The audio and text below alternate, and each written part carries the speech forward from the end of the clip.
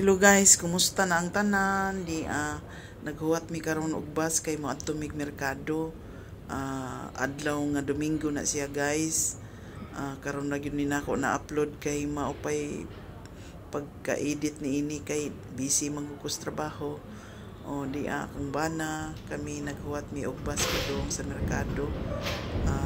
Na ang bus mga 8 minutes pa na mo gihuwat ang bus kay og weekend tagdugay lagi mo moabot ang bus kay na magay oras diri ang bus di man basta-basta na sila mulabay kung nagay time na ibutang sa kuan istapanan kung sang orasa sila mulabay mo na siya misakay na mi anang basa nya ikaduha mutek na pud mi o metro pagtumi sa metro station mo na siya na naog mi kinahanglan siya sa subway makita ninyo sa ilang sa metro station na siya diri.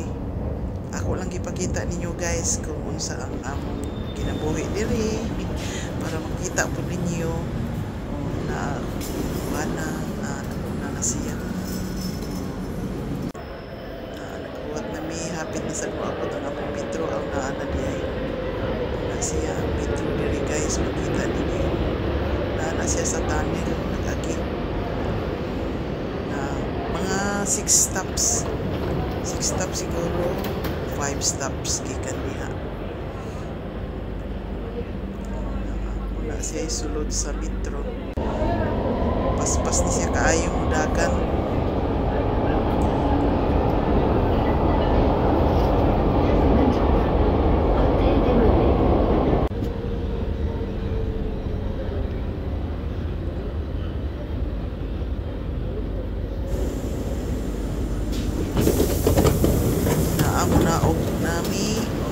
makita ninyo sa ibabaw maakyat na niya na pero na dool raman hinoon mga 2 minutes walk na amo na siya entrance guys sa merkado diri mo na siya indot ang merkado diri kay organized ba diri sa siya basa ang sahog di para sa Pilipinas nga kuan ba with market is kuan yun basa ang sahog sa gianan ba na makita ninyo na ay mga nagtinda og mga salami, mga gulay na tanan niya klase-klase gulay, karne, mga presko na siya gikan pag yung nag-farm.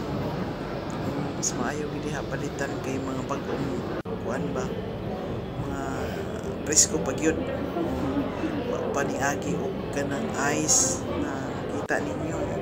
Pero ang mga isda ilag yun nag-i-ice na kay layo man ang biyahe 1 hour 2 hours ang biyahe ikan sa dagat mo nang pang-cross ilag yun ipamutangan ng ice para dahil madami na siya kumana nagtanaw-tanaw na sa isda pinaya ganahan isda dahil na yung area kaya ganahan nyo siyang isda kaon bisan may karne pero di yun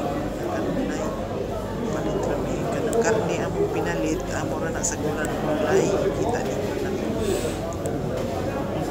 na ay na isang daghan ay kapilian na isda mas maka minus man good ang presyo sa supermarket that one is 1 kilo kay sa supermarket palit kag isda triple ang presyo manamig pamalit na lang na ko ipakita ninyo guys ang among ipamalit niya na pag-uli